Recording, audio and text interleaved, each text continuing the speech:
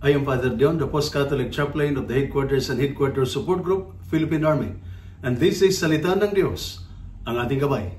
Today is Thursday, June 12, 2025, and we celebrate the feast of our Lord Jesus Christ, the Eternal High Priest, and we also celebrate the Philippine Independence Day.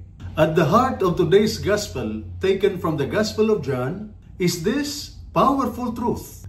Jesus prays for us. This chapter of John's Gospel is often called the High Priestly Prayer of Jesus. As the Eternal High Priest, Jesus does not only pray for us, He offered Himself for us. He is both the one who offers the sacrifice and the sacrifice itself once and for all for our salvation. In His prayer, Jesus says, I pray not only for them, but also those who will believe in me through their word.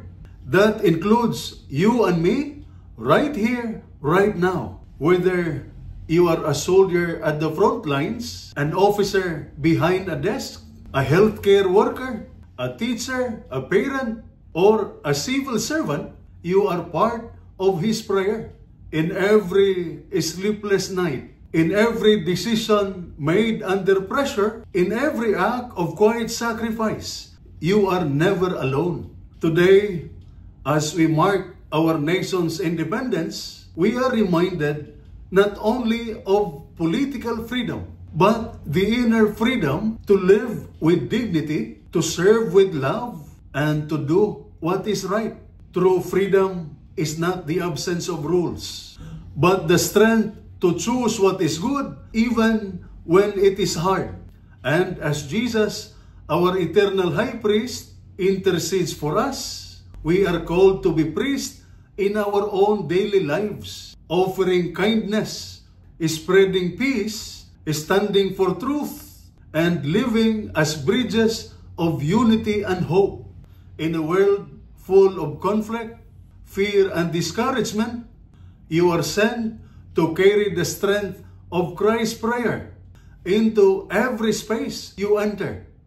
You are free, not just politically, but spiritually, to live with courage, faith, and compassion. And this is Salita ng Diyos, ang ating gabay. Let us pray. Lord Jesus Christ, Eternal High Priest, thank you for praying for me, especially in times when I feel weak, tired, or forgotten. Remind me always that I am not alone, for you are my strength and my guide. As we celebrate our nation's Independence Day, help me to live in true freedom, free to do good, free to serve others, and free to love with your heart. May I offer each day, no matter how ordinary, as a living sacrifice to you. Make me an instrument of peace, hope, and unity in my workplace, in my family, and in my country. Amen. And may the Almighty God bless you and your family, the Father, the Son, and the Holy Spirit. Amen.